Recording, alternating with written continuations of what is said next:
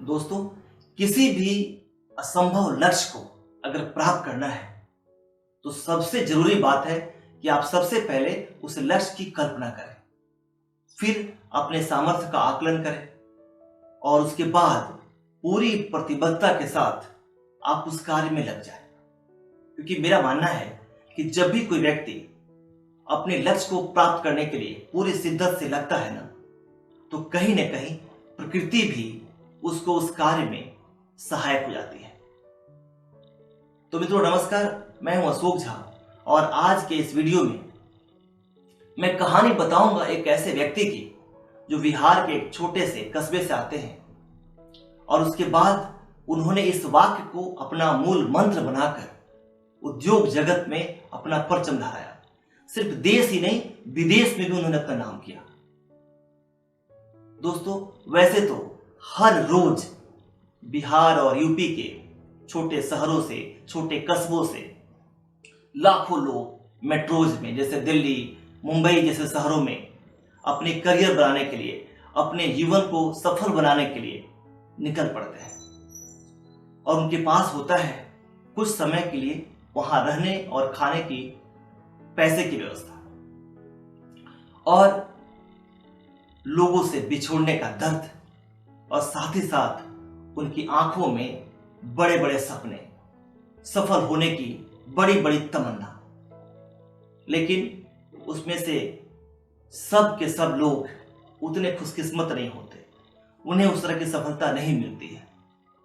लेकिन कुछ ऐसे लोग भी होते हैं जो सारी बाधाओं को पार करके, सारे कठिनाइयों को झेलते हुए उस लक्ष्य को प्राप्त करते हैं जहां वो जाना चाहते हैं और उस कार्य में उनके आड़े न तो उनका छोटा सा बैकग्राउंड काम आता है, न ही उनकी कम पढ़ाई लिखाई ही उसके लिए बाधा बनती है।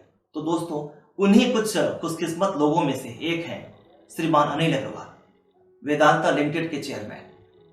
और ये अखबार की सुर्खियों में कुछ समय पहले तब आए थे जब इन्होंने इलेक्ट्रॉनिक्स मैन्युफैक्चरिंग की एक बड़ी कंपनी फॉक्सकॉन के साथ मिलकर सेमी कंडक्टर परियोजना और डिस्प्ले एफएबी के लिए गुजरात सरकार के साथ एमओयू साइन किया था। वास्तव में सेमी कंडक्टर चिपसेट की कमी वर्ल्ड लेवल पे इलेक्ट्रॉनिक्स और ऑटोमोबाइल के लिए नुकसान कर रही है। इस परियोजना में उन्होंने लगभग 1.5 लाख करोड़ लगाने का ऐलान किया था। इस तरह उस समय पूरी मीडिया ने उन्हें रॉक स्टार की तरह स्वागत किया था। दोस्तों, अनिल अग्रवाल जी का कहना है कि असफलता से कभी मत डरो, सपने बड़े देखो, बड़ा सोचो, छोटा मत सोचो। वो ये भी कहते हैं कि अगर मैं सफल हो सकता हूं, मैं कर सकता हूं, तो आप भी कर सकते हो। वाकई ये स्टेटमेंट उनका एंटरप्रेन्योर के लिए, जो नए एंटरप्रेन्योर है, उनके लिए प्रेरणा स्रोत स्टेटमेंट से कम नहीं है। दोस्तों, अनिल अग्रवाल जी का जन्म पटना के एक छोटे से इलाके में हुआ था 1954 में। और उनके पिताजी, चूंकि ये मारवाड़ी फैमिली से आते हैं, तो उनके पिताजी का एक छोटा सा बिजनेस था और वो बिजनेस था जाली बनाने का, गेट बनाने का। जैसे कहते हैं ना कि पूत के पांव पालने में ही दिखते हैं, वही इनके साथ सटीक बैठता है। क्योंकि अनिल अग्रवाल बचपन से ही पढ़ाई में कम, बिजनेस करने की बात ज्यादा सोचा करते थे और यही कारण था कि 75 में मात्र 19 वर्ष के उम्र में इन्होंने पटना छोड़ दिया। पहली बार फ्लाइट का सफर किया। जैसा कि अक्सर बिहारियों का डर होता है अंग्रेजी का, वो अंग्रेजी बोलने वाले से डर जाते हैं। इन्हें भी अपने विमान के पूरी सफर में ये डर सताए रहा था कि कहीं कोई अंग्रेजी में उनसे बात न कर पाए।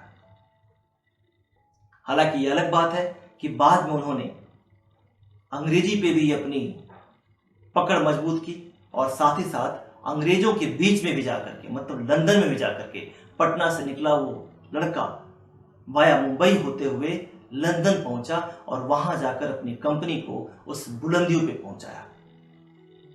दोस्तों, यहां आकर उन्होंने वेदांता रिसोर्सेज की शुरुआत की, खास करके केबल के जो कबाड़ थे उसको खरीदने का काम किया, उसको बेचने का काम किया। 10 साल तक ये काम चलता रहा। उसके बाद कुछ नया सोचा उन्होंने और उसके लिए एक बैंक के पास गए।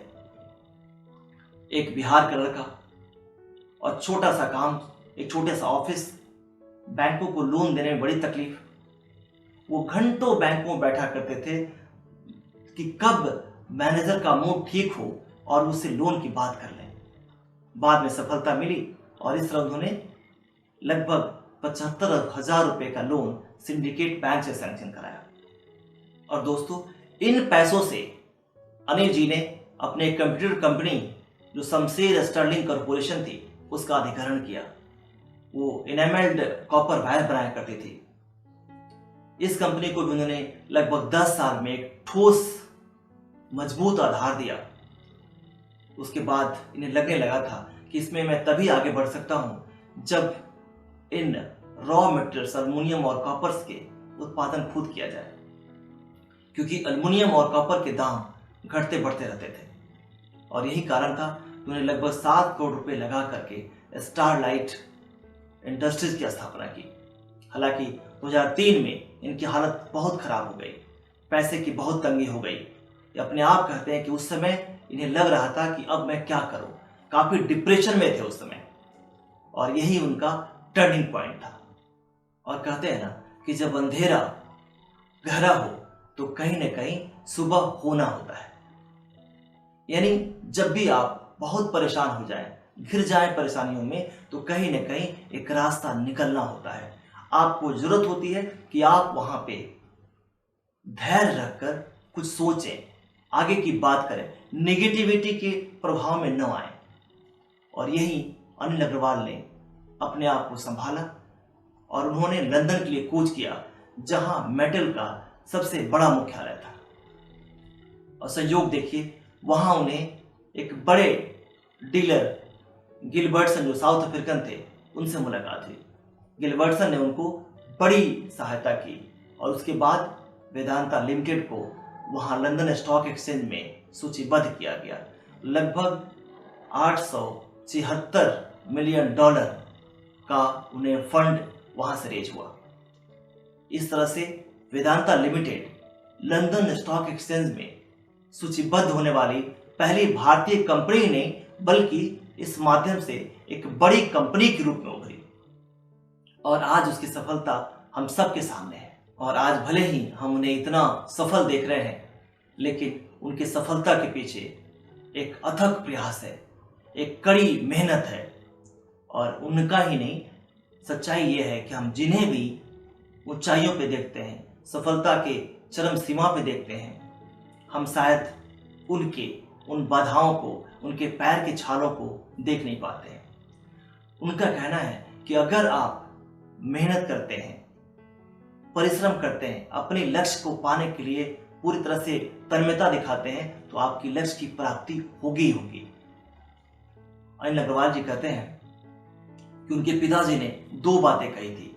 एक, कि तब तक प्रयास करो जब तक सफलता न मिले, और दूसरा कि जब सफल हो जाओ तो अपने से नीचे वालों के साथ हमदर्दी जरूर रखो। और अनिल अग्रवाल इन दोनों बातों को अपना मूल मंत्र बनाकर, अपने जीवन का एक मंत्र बनाकर चलते हैं। और यही कारण है कि वो सफल तो है ही, साथ ही साथ जब उन्होंने अपने इनकम का, अपनी आय का 75% दान करने का निर्णय लिया, तो लोग आश्चर्य में आ गए। मित्रों, ये था बिहार से निकले एक ऐसे उद्योगपति की कहानी जो आने वाले एंटरप्रेन्योर के लिए एक प्रेरणा के स्रोत है। कैसी लगी उनकी ये कहानी, आप जरूर कमेंट करिएगा। मिलता हूं किसी और सेशन में, किसी और कहानी के साथ या किसी और इंफॉर्मेटिव वीडियो के साथ। तब तक आप इसे शेयर करना, लाइक करना मत भूलिए।